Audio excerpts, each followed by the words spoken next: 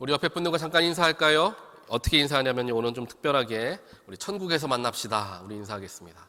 우리 천국에서 만납시다. 이거 잘 인사하셔야 돼요. 꼭 천국에 만나야 되겠죠? 네, 천국에서 만납시다. 우리 인사합시다. 네.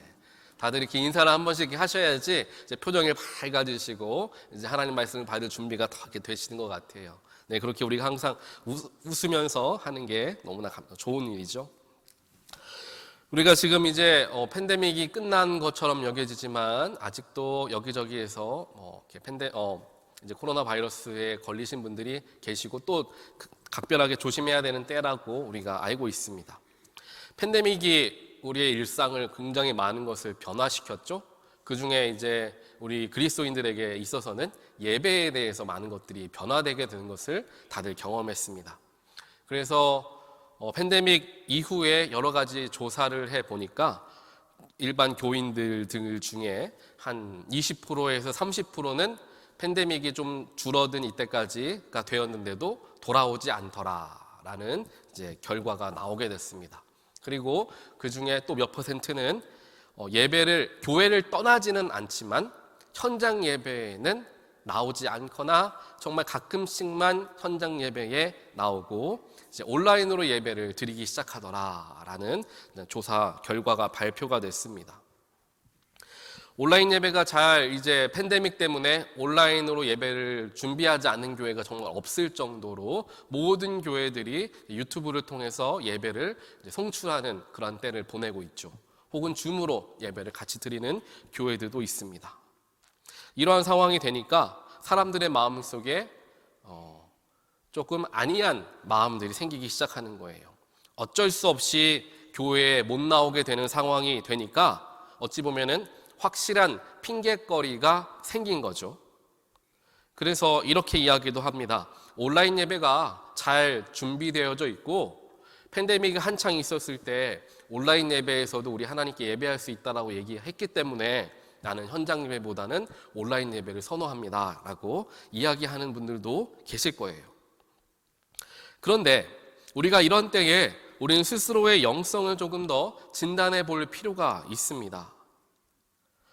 제가 예전에 지금 아이들이 한국에 가 있지만 미국에 같이 아이들과 가족들이 같이 있을 때 첫째 아이가 하준이가 이제 축구를 배웠어요. 축구를 배우는데 이제 일주일에 두 번씩 축구를 하는데요. 한 번은 주중에 한 번 하고 한 번은 토요일 날 아침에 해요. 주중에 하는 것은 연습하고요. 토요일 날 이제 경기를 하는 거예요. 그래서 제 아내가 주중에 하준이를 데리고 축구 연습에 나가고요. 토요일 날 아침에는 이제 제가 당번이어서 제가 아이를 데리고 이제 축구를 하러 갑니다.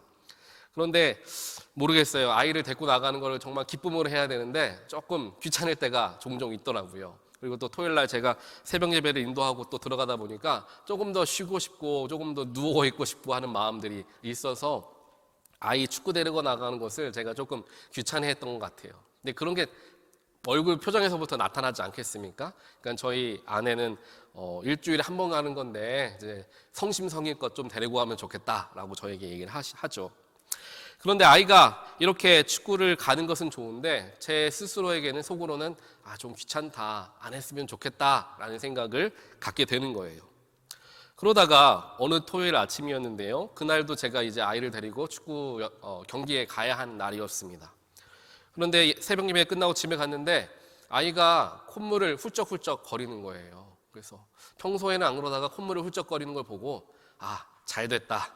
아이가 콧물을 훌쩍거리니까 아내한테 얘기해서 지금 애가 감기가 걸렸는데 어떻게 축구를 가냐, 오늘 축구를 가면 안 되겠다라고 얘기를 해야 되겠다라고 생각을 하고 제 아내에게 얘기를 하게 됐어요. 한마디로 핑계거리를 하나 잡은 거죠. 그러면서 그래도 제 아내는 그런 거죠. 콧물 많이 흘리지 않으니까 오히려 운동하다 보면 더 나을 수 있으니까 가면 좋겠다라고 얘기하지만 저는 또 핑계거리를 잡았으니까 끝까지 해야죠. 그래서 아이가 저렇게 아픈데 어떻게 축구를 하냐 제가 이야기하면서 축구를 오늘은 가지 말자라고 이야기하고 축구를 안 갔던 적이 있었습니다. 결국에는 이렇게 우리 마음속에 무엇인가 하고 싶지 않은 마음이 있으면요, 어떻게 살아든지 핑계를 찾아내서 그것을 안 하려고 하는 것이 우리의 인간의 본성이다라는 거예요. 어떻게 보면은 신앙생활도 마찬가지입니다. 예배도 마찬가지예요. 내 마음의 중심이 예배에 가고 싶은 사람, 정말 예배에 가기 싫은 사람은, 예배가 그렇게 중요하다라고 생각하지 않은 사람은 어떤 핑계를 찾아서라도 예배를 가지 않으려고 애를 씁니다. 하지만 반대로 우리의 마음의 중심이 예배를 사모하고 예배의 귀함을 알고 있는 사람은 어떠한 어려움이 있어도 반대로 교회를 찾아가더라는 거예요. 내 삶에 정말 하나님 앞에 놓고 기도해야 할 기도의 제목이 정말 있을 때에는 어떤 일이 있어도 교회에 가는 거예요. 비가 와도 교회를 가고, 교회가 좀 멀어도 멀리까지 운전해서 교회를 찾아가서 하나님께 기도하고 예배하더라는 거죠. 결국에 예배를 향한 나의 마음, 하나님을 향한 나의 마음이 지금 뜨겁냐 그렇지 못하냐에 따라서 우리의 예배에 대한 우리의 자세가 달라질 수밖에 없다라는 것입니다. 루마니아에 한 목사님이 계세요. 그 목사님 물론 지금 돌아가셨지만요, 리처드 범브란트라는 목사님이 계십니다. 사진을 보시면요, 이 목사님이 예수 그리스도의 복음을 전하다가 굉장히 많은 고난을 당하셨던 분이에요. 그래서 수용소에 잡혀가고 여러 가지 고문을 당하면서 죽음의 위기를 몇 번이나 겪게 되었던 목사님, 끝까지 하지만 변절하지 않고 하나님에 대한 신앙을 지켰던 이 범브란트라는 목사님이 계십니다. 이 목사님이 그리스도인들은 두 부류로 나누어진다라고 이야기를 하셨어요. 첫 번째 부류는 하나님을 진정으로 믿는 사람들, 첫 번째 그리스도인들의 부류고요. 두 번째 부류는 자신이 하나님을 믿는다고 믿고 있는 사람인 거예요.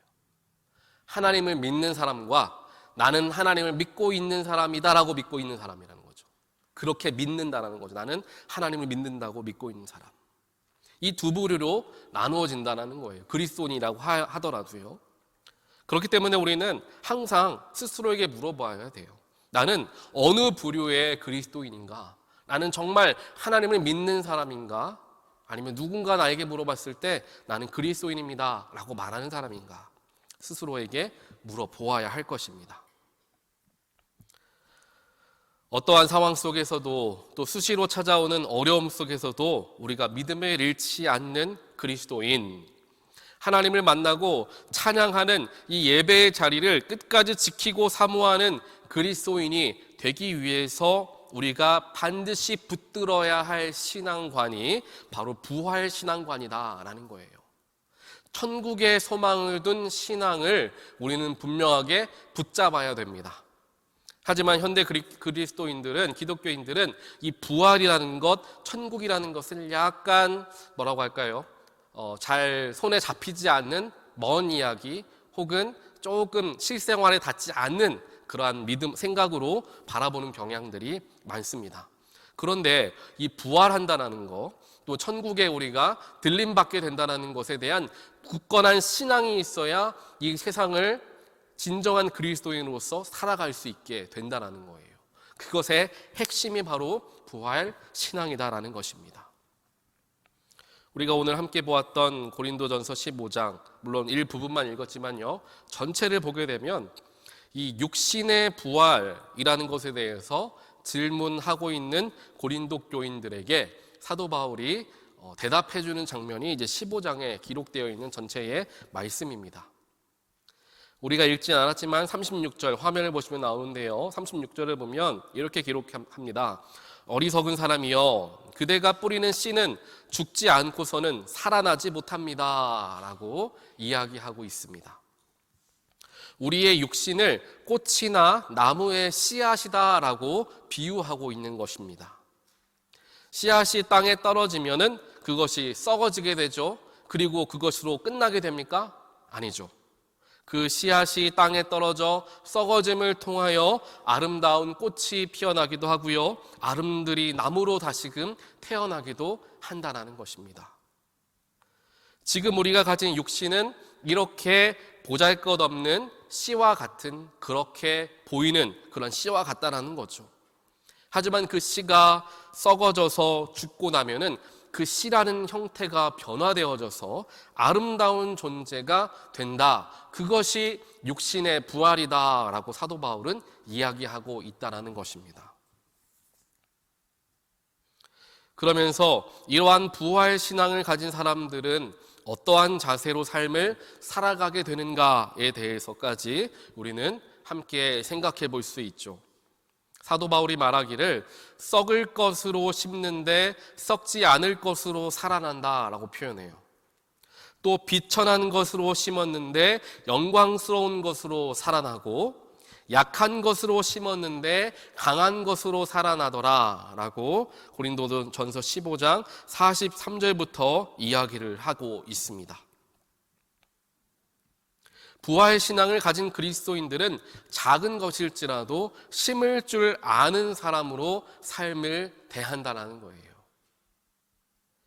앞을 보면 지금까지 3년 동안 소천하셨던 분들의 사진이 있고요. 물론 오늘 여기에 사진이 올라오지 못하신 분들은 이제 화면으로 이따가 보게 되실 텐데요.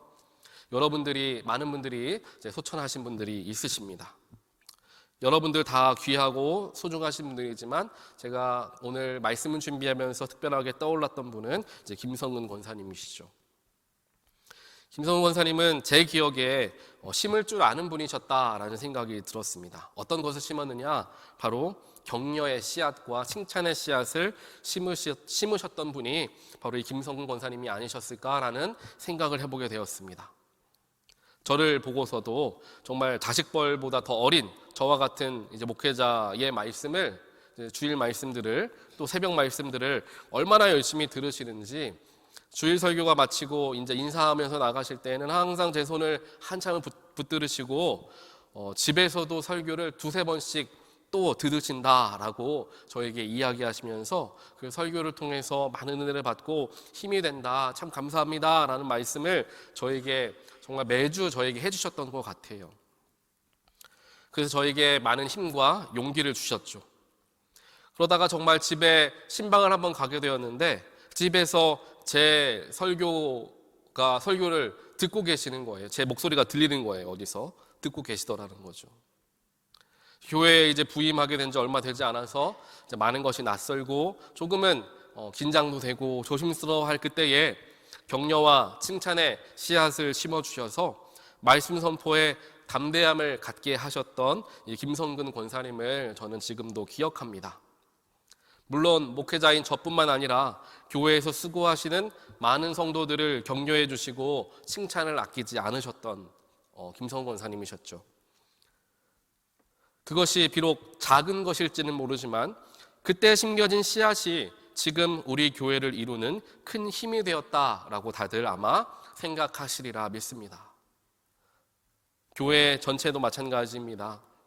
어떤 분들은 격려의 말로, 어떤 분들은 사역의 힘씀으로, 어떤 분들은 물질의 섬김으로 각자의 씨앗을 심어 나갈 때 당장의 열매가 나타나지 않을 수는 있지만 분명한 때가 이르렀을 때 아름다운 열매가 맺게 되는 우리 교회가 될 것임을 저는 확신합니다. 이것이 바로 부활 신앙을 가진 그리스도인들이 가진 삶을 대하는 태도와 자세가 되는 것이죠. 오늘 읽었던 51절부터 보면은 그렇다면 부활은 어떻게 일어나게 되는가에 대해서 자세하게 말하고 있습니다. 52절 말씀이죠. 마지막 나팔이 울릴 때에 눈 깜빡할 사이에 죽은 사람은 썩어 없어지지 않을 몸으로 살아날 것이다 라고 성경은 이야기합니다. 제가 예전에 캐나다에 있을 때에 한 2년 정도 캐나다에 있을 때에 그 캐나다에서 제가 지내던 곳에서 이제 한 2시간 정도 차를 타고 내려가면요 원주민들이 거주하는 지역이 있었어요. 그 원주민들이 거주하는 지역에 제가 1년에 한 3번 정도씩 선교를 같이, 제가 섬기던 교회에서 같이 가게 됐는데 그 선교를 하던 청년들을 주로 저는 같이 섬기는 일이 있었는데요. 그때 함께 예배하고 섬겼던 한 청년이 이제 갑자기 세상을 떠나게 됐어요. 그 소식을 듣고 이제 저희 교회 몇몇 사람들이 함께 모여서 차를 타고 장례 예배에 가게 됐죠. 그 장례 예배 때 저는 태어나서 처음으로 이제 죽은 사람의 시신을 처음 만나봤어요. 한국에 있을 때는 그런 일이 많지가 않잖아요. 근데 저는 한 번도 죽은 사람의 시신을 보지 못하다가 처음 이제 보게 된 거예요. 그리고 사람들이 예배가 마치고 나서 앞에 나와서 돌아가신 분을 바라보면서 기도하잖아요. 앞에 나와서 저도 역시나 기도하는데 앞에 있는 분들이 다 이제 돌아가신 분의 몸에 손을 얹고 기도하시는 거예요. 그래서 저도 그렇게 해야 되는 건가 보다 그렇게 생각하고 몸에 손을 대보았는데 너무나 깜짝 놀라는 거예요. 돌아가신 분의 손을 본 것도 처음이지만 손을 대본 것도 처음이니까 몸이 생각했던 것보다 너무나 차갑고 조금은 딱딱한 느낌이 들더라고요. 그 순간에 평생 동안 한 번도 생각해보지 못했던 이 죽음에 대한 공포가 저게 확 이제 밀려오게 됐습니다. 예수님을 믿고 죽고 나면 천국에 간다라는 것 알고 있었고 또 나는 믿는다고 생각했는데 믿는다고 믿고 있었는데 막상 죽음을 눈앞에 보게 되니까 두려운 마음이 제 마음을 사로잡더라는 거죠. 그렇게 예수님을 믿기는 했지만 부활에 대한 확신 그리고 그 부활이 어떤 것인가에 대해서 구체적으로 생각해 봤던 적이 많지 않았던 것 같아요. 죽으면 천국 가는 거지. 죽으면 정말 예수님 만나는 거지. 그냥 이렇게만 생각했지 자세하게 생각해 봤던 경험이 많지가 않았던 겁니다. 어찌 보면은 이 부활에 대한 이해가 많이 부족했던 것이죠. 그래서 죽음과 사망에 아직까지 얽매인 삶을 살아가고 있었던 것입니다. 아마 우리 중에도 그러한 생각을 해보시는 분들도 계실 거예요. 죽게 되면 다 끝나는 것이 아닌가? 죽음 후에 어떻게 되는지, 예수님의 재림 때까지 죽은 채로 우리는 가만히 있는 것인지 막연한 생각이 들기 시작하고 막연하니까 되려 무서워지는 마음들도 들어오기 시작합니다. 그런 마음이 있었던 중에 이제 고린도전서, 고린도후서 강해집을 제가 접하게 되었고 강해집을 공부하면서 오늘 말씀을 보게 되었어요. 공부하게 됐어요. 그러면서 이 말씀을 공부하면서 죽음의 공포를 어찌 보면 완전히 이겨낼 수 있게 되었던 때가 바로 그때였던 것 같습니다. 죽는다라는 것을 성경은 잠잔다라고 표현을 하죠. 여러분들 한번 스스로에게 물어보시기 바랍니다. 어제 잠자리에 다들 들으셔서 주무셨잖아요. 잠자리에 드시면서 내일 아침에 못 일어날까 봐 무서워가지고 잠자리에 못 들으셨던 분들 혹시 계시나요? 아마 아무도 안 계실 거예요. 그리고 우리가 보통 잠을 자면은 7시간 또 8시간씩 잠을 자게 되는데 그 시간이 너무나 길어가지고 지루하면 어쩌나 걱정하는 분도 아마 아무도 없을 겁니다. 만약에 우리가 깨어있는 채로 가만히 침대에 8시간씩 누워있으라고 한다면 정말 그것만큼 고된 일이 없겠죠. 하지만 잠을 잔다라고 한다면 8시간이 아니라 그 이상도 잠을 잘 수 있겠죠. 그렇다면 왜 그럴 수 있을까 한번 생각해 보는 것입니다. 일단 잠에 들기 시작하면 눈을 뜨는 순간까지 찰나의 그 시간이 지나가는 거잖아요. 잠에 빠져들기 시작하면 저 같은 경우에는 시계 알람이 울리는 소리에 그 소리를 듣고 잠에서 이제 깨어나는 경우가 많습니다. 새벽 예배 오니까요. 이렇게 잠에서 깨어 일어나면서 제가 잠을 잤던 시간들이 얼마나 길었나, 참 지루했다, 내가 정말 오래 누워 있었다라고 생각해 본 적은 없었던 것 같아요. 그런 생각이 들지 않고 방금 눈을 감은 것 같은데 바로 알람 소리가 들리네, 이런 생각을 할 때가 많죠. 죽음이 바로 이와 같다라고 오늘 성경은 이야기하고 있는 것입니다. 죽음으로 인하여서 우리의 육신이 잠에 스르르 들게 되었다가 갑자기 나팔 소리가 들리기 시작하면서 잠에서 깨어나는 거예요. 그것이 바로 하나님께서 우리에게 선물로 주시는 부활의 축복이다라는 거죠. 잠들기 시작한 때에서 나팔 소리가 들리기 시작하는 그 사이는 찰나의 순간이다라는 거예요. 그것이 영겁의 시간처럼 느껴지는 것이 아니라 내가 잠을 들었는지도 모른 채 나팔 소리에 깜짝 놀라 깨어 보니까 내 몸이 부활되어 있는 것을 경험하는 것이 죽음과 부활의 관계이다라는 것을 우리는 조금 알 필요가 있습니다. 그것을 오늘 성경에서는 52절에서 뭐 어떻게 표현하느냐? 눈 깜빡할 사이에 호련히 그렇게 될 것이다. 갑자기 눈 깜빡할 사이에 금방 그렇게 될 것이다. 내가 언제 죽었는지도 모를 정도로 갑자기 바로 일어나게 돼서 부활에 동참하게 될 것이다 라고 성경은 분명하게 우리에게 말씀하고 있습니다. 이 부활의 영광에 집중하는 삶을 살 때 우리는 사망과 죽음을 이겨낼 수가 있게 되는 거예요. 죽음을 공포스러운 것, 피하고 싶은 무서운 것으로 여기는 것이 아니라 부활에 대한 분명한 신앙을 가지고 그 죽음과 사망의 공포에서 승리하게 되는 것, 그것이 예수를 믿는 그리스도인들 모두가 누려야 할 축복이다라는 것을 우리는 반드시 기억해야 합니다. 예수님께서 이 땅에 오셔서 십자가를 지시고 사망을 이겨내신 이유가 바로 여기에 있습니다. 히브리서 2장 15절을 보면 이렇게 이야기합니다. 또 일생 동안 죽음의 공포 때문에 종노릇 하는 사람들을 해방시키기 위함이었습니다 라고 성경은 이야기하죠. 우리 모두가 죽음의 공포 때문에 종노릇하고 있었는데 예수님을 통하여 우리는 해방받았다라는 거예요. 더 이상 죽을 것 때문에, 죽음 때문에 두려워할 필요가 전혀 없다라는 것이죠. 오늘 말씀 57절에서도 이야기합니다.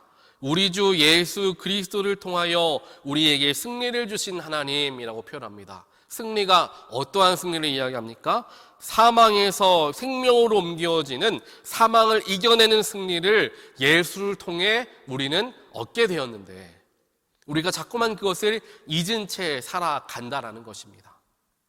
예수 십자가라는 것이 굉장한 많은 의미를 담고 있다는 것을 우리는 알아야 합니다. 그리스도인이 된다는 것, 세례를 받고 하나님의 백성으로서 예수를 구세주로 믿고 살아간다라는 것에 담겨져 있는 의미가 굉장히 크고 깊다라는 거죠. 그 의미 중에 하나가 바로 이 부활이라는 거라는 것이죠. 그러면서 이 부활의 은혜를 받은 그리스도인들은 어떻게 살아가야 하는가? 58절에서 이야기합니다. 굳게 서서 흔들리지 말고 주님의 일을 더욱 많이 하십시오 라고 해요. 여기가 왜 이런 이야기를 했는지 잘 기억해야 돼요. 굳게 서서 흔들리지 말고까지는 이해할 수 있을 것 같아요. 왜냐하면 죽음에 대한, 사망에 대한 두려워하는 사람들은 불안하니까 흔들릴 수 있잖아요. 내가 언제 죽을까? 죽음이 두렵다, 공포스럽다 라는 마음 때문에 흔들릴 수 있으니까 굳게 서서 흔들리지 말고는 이해가 됩니다. 하지만 주님의 일을 더 많이 하십시오 라는 거하고 죽음의 공포를 이겨내는 거하고 어떠한 관계가 있을까라는 생각은 해볼 수가 있는 거예요. 그렇다면 주님의 일을 더욱 많이 하지 못하게 하는 것이 결국에는 죽음에 대한 공포, 또 세상은 지금 사망 권세가 사로잡고 있는 이 세상이지 않습니까? 그 세상 속에서 살아가는 우리들이 아직까지도 세상에 얽매여 살아가고 있기 때문에, 사망에서 승리를 얻었는데 아직도 승리를 얻지 못한 것처럼 살아가고 있기 때문에 우리가 주님의 일을 더욱 하지 못한다라고 생각해 볼 수 있습니다. 결국에는 주님의 일을 더욱 못한다는 이유는 두려움 때문이다라는 거죠. 교회 일을 너무 열심히 하다가 내가 경제적으로 어려워지고 여러 가지 어려움이 나에게 찾아오면 어떻게 하나, 나는 먹고 살아야 하고 여러 가지 일들도 해야 되고 세상적인 일도 해야 되는데 교회를 열심히 섬기다 보면은 그런 것도 포기하며 살아가야 되는데 내가 그렇게 어떻게 살 수 있을까라는 막연한 두려움이 찾아오니까 우리가 교회 일에 열심히 하지 못하는, 하나님 일에 열심히 하지 못하는 일들이 생긴다라는 거예요. 두려움이 그 모든 것의 원인이 되어진다는 거죠. 그런데 오히려 주님의 일을, 하나님의 일에 더 열심으로 나아갈 때 나에게 두려웠던 마음들이 사라지는 것을 우리는 경험합니다. 처음에는 어려운 일이 생길까봐 두려워서 못했는데 해보니까 오히려 좋은 일이 생기더라 라는 것을 경험해 보아야 우리가 알 수 있다는 거죠. 그 두려움을 이미 승리로 바꾸어 주신 분이 우리 예수 그리스도이시고 나는 그분을 믿는 그리스도인이라는 것을 내가 끝까지 붙들고 나아간다면 세상과 교회 안에서 왔다 갔다 하는 신앙이 아니라 하나님 안에 온전하게 들어가는 사람의 모습이 되어지는 것이고요. 그것이야말로 두려움을 이긴 사람의 모습이 되어진다는 것입니다. 예전에 히스토리 채널에서 한 드라마, 장편 드라마를 방영한 적이 있습니다. 이 바이킹스라는 제목의 드라마였는데요. 역사 드라마죠. 이 드라마를 제가 잠깐 보기 시작하다가 너무나 재밌어서 전편을 다 보게 될 정도로 굉장히 잘 만들어진 드라마예요. 역사적 고증을 잘 지킨 드라마죠. 이 드라마를 내용은 이렇습니다. 노르딕 출신, 노르웨이 지역의 출신의 바이킹들이 잉글랜드 칠왕국을 점령해 나아가는 역사적 이야기가 쭉 기록이 되는데요. 그들이 영국을 점령해 가면서 지금의 앵글로 노르딕이 되었고, 스코틀랜드나 아일랜드 같은 경우에는 이 바이킹들이 결국에는 시작한 나라들이다라고 생각을 할 수 있을 정도로 그 나라들을 다 정복했던 사람들이 바이킹들이었습니다. 이 바이킹 전사들이 영국 군인들보다 훨씬 더 전투에 강했던 이유가 있어요. 왜 그럴 수 있었느냐를 생각을 해보아야 하는 거죠. 영국 군인들은 특별하게 7개의 왕국으로 이루어져 있던 그 나라들이 자신의 나라에 누군가가 침공해 들어오는 거죠. 그런데 그냥 땅으로 육로로 침공한 것이 아니라 노르웨이에서 바다를 한참 건너가지고 풍랑을 지나쳐서 겨우겨우 다다를 수 있었던 이 영국까지 들어와서 그렇게 지친 몸으로 싸웠는데도 영국 사람들이 졌다라는 거죠, 전쟁에서. 왜 그렇게 바이킹들이, 전사들이 강했느냐? 여러 가지 이유가 있겠지만요, 그 중에 어찌 보면 가장 중요한 이유는 그들이 믿고 있었던 게 있었다는 거죠. 그것은 바이킹 전사들은 전쟁터에서 목숨을 아끼지 않고 싸우다가 죽음을 맞이하게 되면은 발할라라고 불리워지는 전사들의 천국에 들어갈 수 있다라는 이 북유럽 신화를 믿고 있었습니다. 그래서 그 전사들에게 가장 큰 영예는 무엇이냐면은 전장에서 싸우다가 죽는 것이 가장 큰 영예인 거예요. 그렇게 죽어야지 그들이 가장 가고 싶어하는 발할라에 들어갈 수가 있는 거죠. 그렇기 때문에 죽음을 두려워하지 않고 싸울 수가 있었고, 그렇게 싸우니까 죽음에서 승리하게 되더라라는 것을 보게 된다는 거죠. 우리 그리스도인들이야말로 사망과 죽음을 예수를 통해서 이미 이겨낸 사람들이다라는 것을 우리는 반드시 믿어야 합니다. 이러한 믿음을 가지고 삶을 살아가야 나의 삶에 어떠한 어려움이 있다 하더라도, 나의 삶에 어떠한 문제가 있다 하더라도 그 속에서 우리가 승리를 이루어낼 수가 있다는 거죠. 자꾸만 타협하지 않고 내 상황과 내 여건 때문에 내가 무엇을 할 수 없다라고 한정 짓는 것이 아니라, 비록 내가 부족하지만, 비록 내가 연약하지만 하나님이 원하시는 일들과 하나님이 뜻하신 바들을 최선을 다해 섬기는 삶을 살아갈 수 있게 되어진다는 것이고요. 그것의 핵심이 되는 것이 부활 신앙임을 우리는 기억해야 하는 것입니다. 하지만 이 부활 신앙에 대해서 교회에서 많이 언급이 되지는 않죠. 그냥 여러 가지 설교들 중에서 잠깐 언급이 되긴 하지만요, 부활 신앙에 대해서 많은 것들을 이야기하지는 못하는 것 같기도 합니다.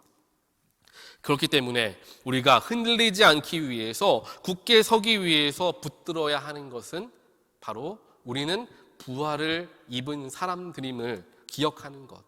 그것이야말로 세상을 이기는 힘이 되어진다는 것을 우리 모두는 반드시 기억해야 한다는 것이죠. 사도 바울은 그러한 믿음이 있었기 때문에 어떠한 상황 속에서도 결코 타협하지 않고 예수 그리스도의 복음을 전할 수가 있었던 거예요. 오히려 그렇게 죽게 되면 하나님께 더 큰 칭찬을 받게 될 것이다라는 믿음이 있었다라는 겁니다. 그것이 어찌 보면은 아까 말씀드렸던 바이킹들과 같이 초대 기독교인들에게 있었던 신앙관이었어요. 그래서 고전 신학들을 보게 되면은 철치 히스토리를 좀 살펴보게 되면 여러 가지 문헌들을 발견할 수 있는데요. 여성이 하나님을 예수 그리스도를 믿다가 그것으로 인하여서 순교를 당하게 되면은 부활할 때에는 남성의 몸으로 부활하게 된다라는 서적들이 발견되기도 합니다. 그 당시에는 지위가 여성보다 남성이 더 높았으니까 그러한 바램들이 섞여 있었던 거죠. 그렇기 때문에 순교라는 것이 비록 힘들고 어려운 일이지만, 당연히 내 목숨을 번져야 되는 일이기 때문에 어려운 일이지만 오히려 그것이 영광스러운 일이다라는 신앙관들이 그 당시 사람들에게 있었다라는 거예요.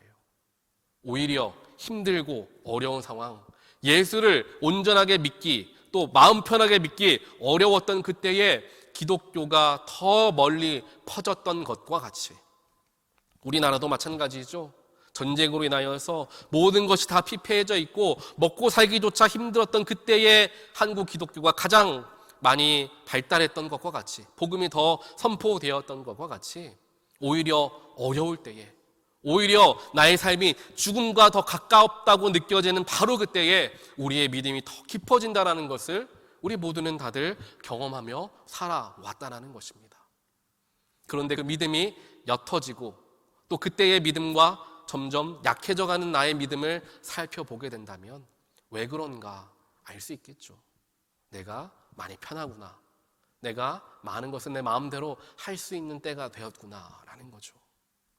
그때를 우리는 살필 수 있어야 되는 거예요. 그것이 오히려 그럴 때에 우리는 삶에 대한, 생에 대한 집착이 더 심해집니다. 내가 이것을 가지고, 내가 이것도 가지고 있는데 이걸 놓고 죽는다라는 게 안타까운 마음들이 더 들어오기 시작하는 거죠. 오히려 그것이 없을 때에는 하나님 만나러 가는 것이 기쁨이고 천국에 간다는 것이 소망이 되어지는데 너무 많은 것을 내가 누리고 있으니까 놓기가 어려워지게 되고 삶에 집착하게 되고 죽음을 두려워하게 된다는 겁니다. 하지만 예수의 십자가는 그러한 것이 아니었다는 거죠. 세상과 비교할 수 없는 놀라운 축복과 은혜가 우리 천국에 기다리고 있는데 우리가 그것을 바라보지를 못한다는 거예요. 생각하지를 못한다는 것입니다. 씨가 땅에 뿌려져서 썩어야지 아름다운 꽃이 나고 아름드리 나무가 자라나는 것인데 씨앗이 버려지고 썩어지는 것이 두려운 거예요. 내가 썩어지니까, 내가 없어지는 것이 두려운 거죠. 하지만 그렇게 되어야지 내가 아름다운 나무가 되어진다는 것을 믿어야 우리가 거기에서 자유해질 수 있게 되는 것입니다. 우리가 읽진 않았지만요, 49절에서는 이렇게 이야기합니다. 흙으로 빚은 그 사람의 형상을 우리가 입은 것과 같이 우리는 또한 하늘에 속한 그분의 형상을 입을 것입니다. 즉 죽음에서 부활하게 되면 하늘에 속한 그분의 형상, 즉 하나님의 형상을 입게 된다라는 거예요. 즉 하나님의 형상을 회복하게 되는 자리가 바로 그 자리가 되어진다라는 것이죠. 그렇게 영광스러운 모습으로 부활하게 될 것이다 라고 이야기를 하고 있다는 사실입니다. 사랑하는 성도 여러분, 우리가 오늘 성도 추모 주일을 지키면서 우리보다 먼저 소천하신 그리운 가족들을 기억하고 그들을 기념하는, 또 기도하는 시간을 갖습니다.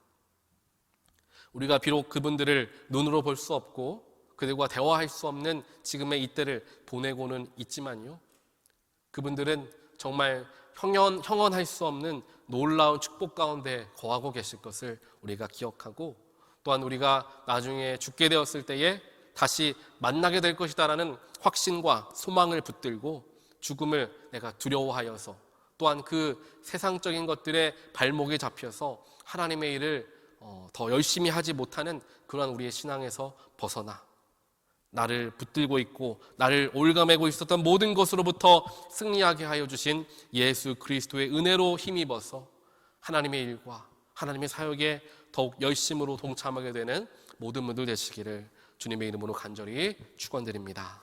그렇게 기도하겠습니다.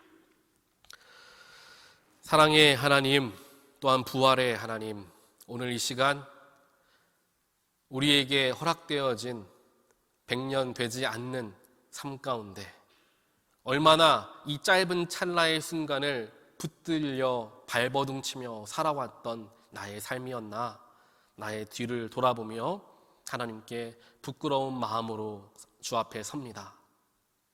주님께서는 세상을 이길 수 있는 놀라운 능력을 우리에게 허락하여 주셨고, 모든 사망에서부터 이길 수 있는 승리의 힘을 우리에게 허락하여 주셨는데, 아직도 그 사망의 그늘 아래에서, 아직도 세상적인 욕심에 발목이 잡혀서 하나님의 빛으로, 예수의 빛 가운데로 온전하게 나아가지 못하는 우리 연약한 사람들을 주여 긍휼히 여기시고, 오늘도 말씀으로 선포하여 주셔서 나의 마음속에 깨우침을 주셨던 것과 같이 나의 삶에 부활의 소망과 천국에 대한 기쁨의 마음을 늘 끊이지 않게 샘솟게 주여 축복하여 주시옵소서. 때로는 내가 썩어지고 내가 심겨져야 더 아름다운 꽃과 나무로 변화되어지게 됨을 기억하게 하여 주시어서 내가 더 낮아지게 하시고 나의 이름보다는 하나님의 이름이 더 빛나게 하는 삶을 살게 하시며, 또한 내가 온전한 마음을 다하여서 주님을 섬기고 교회를 섬기며 사랑하는 가족들과 이웃을 섬기며 나아가는 삶을 살 때 우리가 썩어짐을 통하여 더 귀한 열매가 맺혀지는 그런 놀라운 일들이 우리의 삶 가운데 일어나게 될 것임을 믿습니다.